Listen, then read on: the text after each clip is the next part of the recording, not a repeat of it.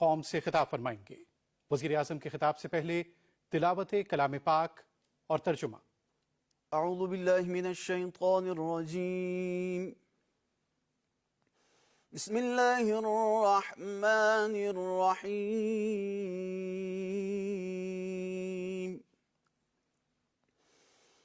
یا ایہا الذین آمنوا اطیعوا اللہ واطیعوا الرسول،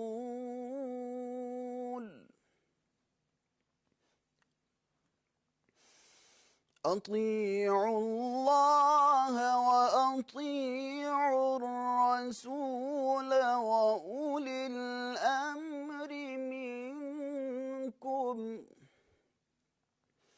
فإن تنازعتم في شيء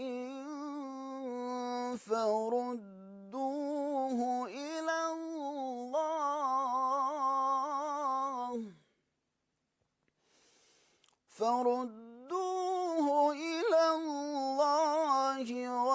والرسول إن كنتم تؤمنون بالله واليوم الآخر، ذلك خير وأحسن تأويلا، صدق اللہ العظیم۔ ارشاد باری تعالیٰ ہے، مومنو خدا اور اس کے رسول کی فرما برداری کرو، اور جو تم میں سے صاحب حکومت ہیں ان کی بھی، اور اگر کسی بات میں تم میں اختلاف واقع ہو تو اگر خدا اور روز آخرت پر ایمان رکھتے ہو تو اس میں خدا اور اس کے رسول کے حکم کی طرف رجوع کرو، یہ بہت اچھی بات ہے اور اس کا مال بھی اچھا ہے۔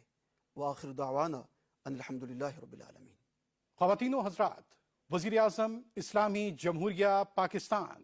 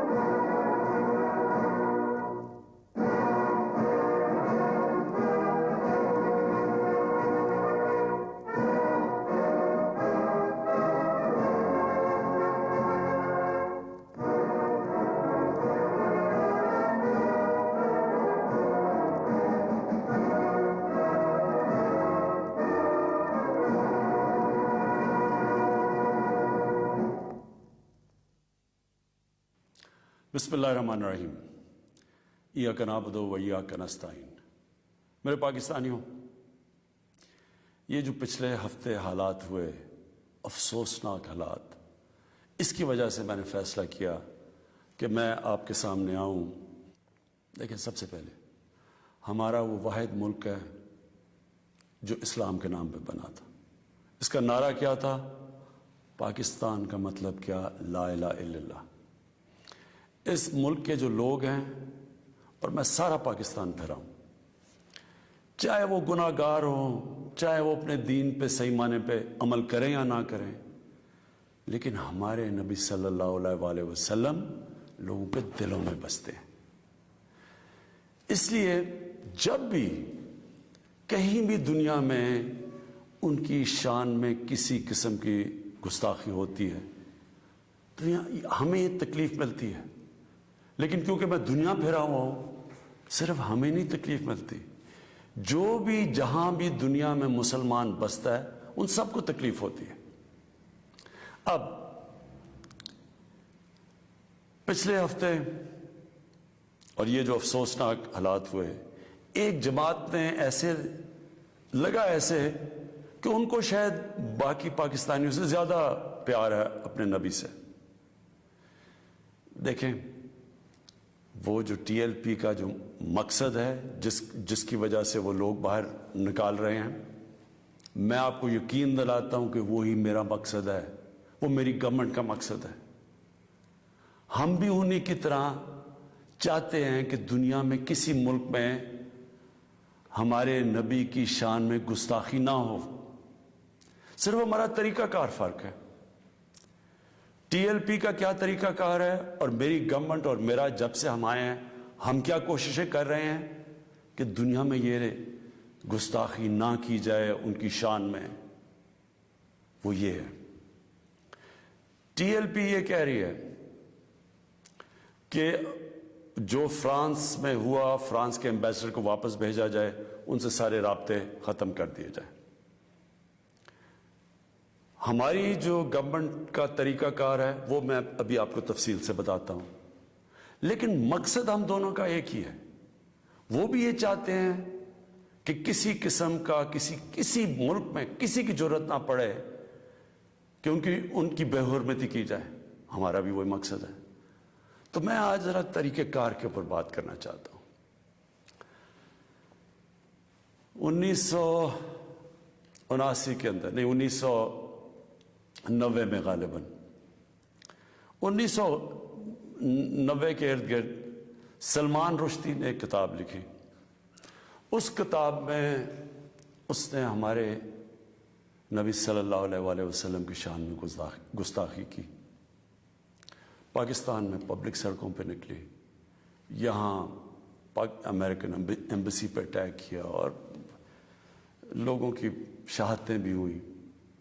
اس کے بعد آپ اٹھا کے دیکھ لیں کہ ہر تھوڑے سالوں کے بعد کوئی نہ کوئی مغرب کے کسی ملک میں ان کی شان میں گستاخی کرتا ہے، مسلمانوں کو تکلیف ہوتی ہے، کہیں باہر ریاکشن بھی ہوتا ہے، یا ہمارے ملک میں مظاہرے بھی ہوتے ہیں، لیکن یہ ہر تھوڑے سالوں کے بعد یہی سلسلہ آگے بڑھ جاتا ہے۔ تو کیا ہم نے ابھی تک کوئی فرق پڑا اس اپروچ سے؟ یہی ٹی ایل پی کر رہی ہے۔ یہ بھی یہ پاکستان میں کہہ رہے ہیں کہ مظاہرے کریں گے ہم، اور کیے ہیں انہوں نے، اور ہم سڑکوں پہ آ جائیں گے، پہلے بھی کیے ہیں، کہ اگر ہم ایکشن نہ لیں۔ اب کیا میرا سوال یہ ہے کہ کیا فرانس کے ایمبیسڈر کو واپس بھیجنا فرانس میں اور ان سے سارے تعلقات توڑ دینا، کیا اس سے یہ رک جائے گا؟ کیا اس سے تو کوئی گارنٹی ہے کہ اس کے بعد ان کی شان میں کوئی گستاخی نہیں کرے گا؟ کوئی گارنٹی ہے؟ میں مغرب کو جانتا ہوں، میں آپ کو گارنٹی کرتا ہوں کہ اگر آپ یہ کریں گے، اگر ہم یہ کریں پاکستان، تو اس کے بعد کسی اور یورپین ملک میں یہی ہوگا، آزادی کے رائے پہ نام پہ۔ وہاں انہوں نے یہ ایک آزادی رائے کا ایشو بنایا ہوا ہے، اس کے نام پہ وہ کہیں گے اچھا آزادی رائے کی وجہ سے انہوں نے یہ کیا، ہم بھی یہ کر رہے ہیں، وہ بھی کوئی گستاخی کریں گے۔ کیا پھر اس کے ایمبیسڈر کو بھی ہم واپس بھیجیں گے؟ اور 50 مسلمان ملک ہیں، کوئی بھی اس طرح نہیں کر رہا، کوئی وہاں کہیں مظاہرے نہیں ہوئے، وہ بھی نہیں کہہ رہے کہ ایمبیسڈر کو واپس بھیجو۔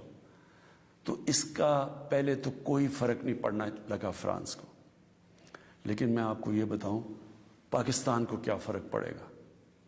سب سے بڑا فرق یہ پڑے گا ہمارے ملک کو کہ بڑی مشکلوں سے ہماری معیشت اٹھ رہی ہے۔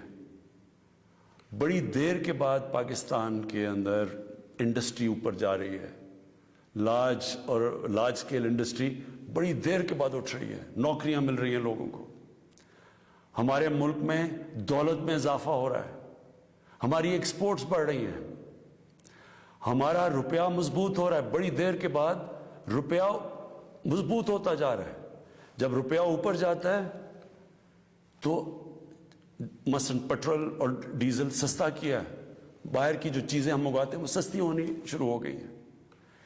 جب ہم فرانس کے ایمبیسڈر کو واپس بھیج کے تعلقات توڑیں گے ان سے، اس کا مطلب کہ یورپین یونین سے ہم تعلقات توڑیں گے۔ اس کا مطلب کیا کہ جو ہماری آدھی ٹیکسٹائل کی ایکسپورٹس ہیں وہ یورپین یونین میں جاتی ہیں، تو اس کا مطلب آدھی ہماری ٹیکسٹائل ایکسپورٹس وہیں ختم ہو گئی. اس کا مطلب بے روزگاری، فیکٹریاں بند ہو جائیں گی. اور اس کے آگے کیونکہ آدھی ہماری مین ایکسپورٹ ٹیکسٹائل ہے، جب ٹیکسٹائل آدھی رہ جائے گی ایکسپورٹ، ہمارے روپے کے اوپر پریشر پڑے گا، روپیہ گرے گا، مہنگائی بڑھے گی، غربت بڑھے گی. تو نقصان ہمیں ہوگا، فرانس کو کوئی نقصان نہیں ہونے لگا. تیسری چیز، اب ہم نے اس کے اوپر جب یہ ہوا تو میں پہلے ذرا آپ کو تھوڑی تفصیل پیچھے بتا دوں. یہ ہم 2-2.5 مہینے سے لگے ہوئے تھے، ہماری گورنمنٹ TLP سے مذاکرات کر رہی تھی. ہم ان کو یہی چیزیں سمجھا رہے تھے کہ اس سے نقصان ہمیں ہونے لگا ہے، ان کو نقصان نہیں ہوگا، ہماری عوام کو نقصان ہوگا.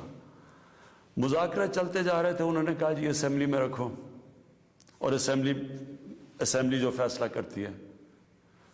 ہم نے فیصلہ کیا ٹھیک ہے ہم اسمبلی میں یہ رکھتے ہیں. لیکن ہم پھر دیکھنا شروع کیا کہ ان کی موبلائزیشن نیچے ہو رہی ہے، ان کی تیاریاں ہو رہی ہیں اسلام آباد آنے کے لیے. ایک طرف مذاکرات چل رہے ہیں، ایک طرف اسلام آباد آنے کی تیاریاں ہیں. پھر ابھی مذاکرات چل رہے ہیں اور ہم نے یہ فیصلہ کیا ہوا تھا کہ ہم اسمبلی میں رکھیں گے اس ایشو کو. تو پتہ چلا کہ انہوں نے پہلے اناؤنس کر دیا کہ جی اب تو فرانس کا اگر ایمبیسڈر آپ واپس نہیں بھیجیں گے تو ہم سارے اسلام آباد میں دھرنا دیں گے. تو یہ اس کے بعد یہ ہماری بات چیت ٹوٹی. اس کے بعد پھر یہ اریسٹ ہوئے.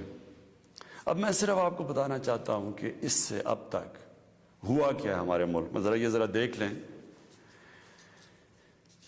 کہ ہم نے اپنے آپ کو کتنا نقصان پہنچایا. اب تک 40 پولیس کی گاڑیوں کو جلا دیا گیا، لوگوں کی پرائیویٹ پراپرٹی کے اوپر کئی لاکھوں کروڑوں روپے کا نقصان ہوا ہے. 4 پولیس والے شہید ہوئے ہیں، 800 سے زیادہ پولیس والے زخمی ہوئے ہیں.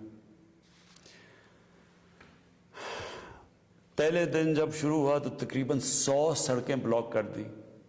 اس سے جو عوام کو نقصان ہوا، اس سے کئی جو آکسیجن کے سلنڈرز نہیں جا رہے تھے، بیچارے جو کرونا کے مریض ہیں، ان میں اموات ہوئی. اور پھر باہر سے کود پڑے لوگ، ہمارے پاکستان کے دشمن. ابھی تک ہم نے جو 4 لاکھ ٹویٹس کو اینالائز کیا، ان میں سے 70% فیک اکاؤنٹ سے تھی. مثلا پروپیگنڈا، جس طرح یورپین یونین کی ڈس انفارمیشن لیب نے جب بتایا کہ ہندوستان کی کوئی 600 سائٹس ہیں، فیک سائٹس، میڈیا سائٹس، جس سے وہ فیک نیوز اور پروپیگنڈا کر رہے ہیں پاکستان کے خلاف. تو یہاں بھی ہمیں پتہ چلا کہ 380 ہندوستان کے انڈیا کے گروپ تھے جو کہ واٹس ایپ سے فیک نیوز چلا رہے تھے کہ سول وار ہو گئی پاکستان میں. ہماری پولیٹیکل پارٹیز، مجھے افسوس سے کہنا پڑتا ہے کہ وہی JUI جو فضل الرحمان کی پارٹی، وہ بھی بیچ میں شامل ہو گئی کہ کسی طرح گورنمنٹ کو ڈی سٹیبلائز کریں، ملک کو نقصان پہنچائیں. ساتھ وہ نون لیگ. اب ان سے میں پوچھتا ہوں کہ جب یہ سلمان رشدی نے کتاب لکھی تھی تو نواز شریف تو پہلی دفعہ پرائم منسٹر بنے تھے، کتنی انہوں نے سٹیٹمنٹس دی تھی، کتنی دفعہ انہوں نے کسی فورم میں کہا تھا کہ اس نے بڑا غلط کام کیا، مسلمانوں کے دلوں کو تکلیف پہنچائی ہے. کتنی دفعہ کسی بھی مسلمان ہیڈ آف سٹیٹ نے کسی انٹرنیشنل فورم پہ اس پہ بات کی تھی. تو آج ان کے ساتھ مل گئے ہیں صرف انتشار پھیلانے کے لیے. دیکھیں، اب یہ میں نے آپ کو بتایا کہ ایک اپروچ ہے کہ اپنے ملک میں مظاہرے کرو، اپنے ملک کو نقصان کرو، کوئی فرق نہیں پڑتا فرانس کو. اچھا ایمبیسڈر واپس بھیج دو، کوئی فرق نہیں پڑتا. اب یہ سنیں کہ میری اپروچ کیا ہے. مقصد تو ہمارا ایک ہی ہے. ہم کیا چاہتے ہیں کہ ہم یہ چاہتے ہیں کہ یہ جو ہر تھوڑے سالوں کے بعد ہمارے دلوں کو تکلیف پہنچائی جاتی ہے، اس کی دوسری اپروچ کیا ہے، یہ اب سنیں میری اپروچ کیا ہے. دیکھیں، میں پھر سے آپ کو بتاتا ہوں، مغرب کو میں سب سے بہتر سمجھتا ہوں. میری بڑی زندگی گزری ہے وہاں، میں ان کی سوچ کو جانتا ہوں. دیکھیں، سب سے پہلے جو کوشش کرنی چاہیے، جو ہم نے کی ہے، اور میں ابھی بتاتا ہوں ہم نے کیا کیا کوشش کی ہے. اچھا، میں یہ پہلے بتا دوں. سب سے پہلے جون 2019 میں 14ویں جو سمٹ تھی OIC کی، وہ پہلی دفعہ جا کے میں نے اسلاموفوبیا کی بھی بات کی، اور میں نے یہ بات کیا کہ جو مغرب کے اندر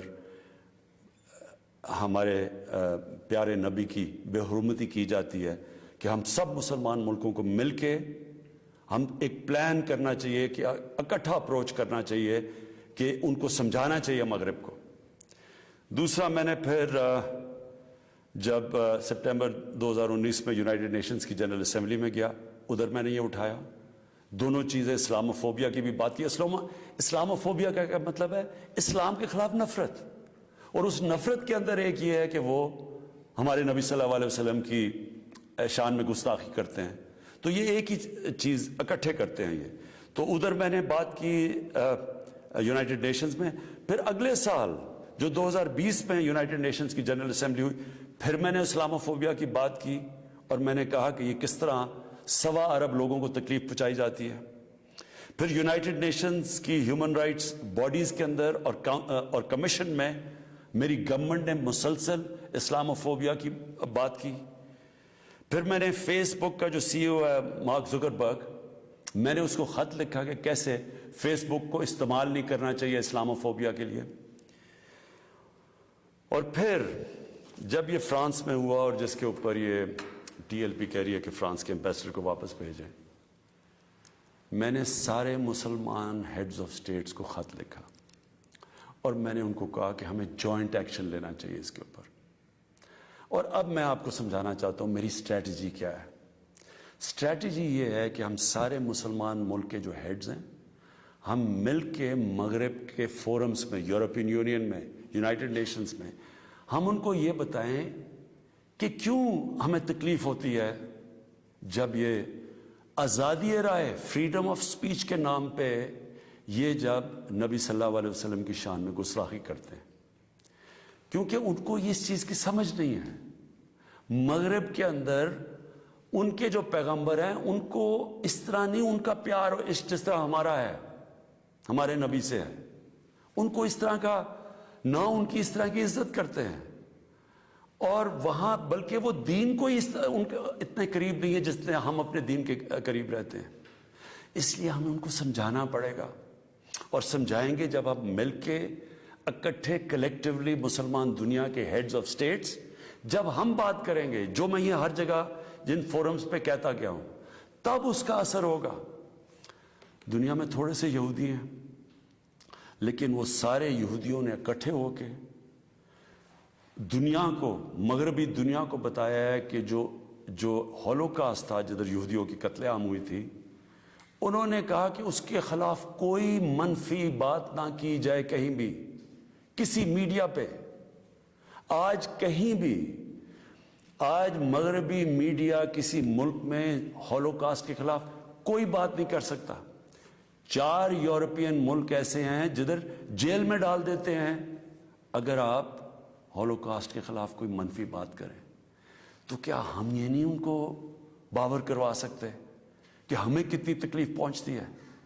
اور یہ صرف، اور یہ ہم تب کریں گے جب ہم کلیکٹیولی مل کے کریں۔ اور میں آپ کو یقین دلاتا ہوں، کیونکہ میں مغرب کو سمجھتا ہوں، ان کو سمجھ ہی نہیں ہے اس چیز کی۔ جب ہم پروٹیسٹ کرتے ہیں، جب ہم مظاہرے ہوتے ہیں، وہ سمجھتے ہیں مسلمان آزادی رائے کے خلاف ہے، اور وہ پھر بجائے اس کو سمجھنے کے، وہ پھر اور کوئی جان کے شرارت کرتے ہیں ہمیں تکلیف دینے کی۔ اس لیے پہلا تو یہ چیز ہے۔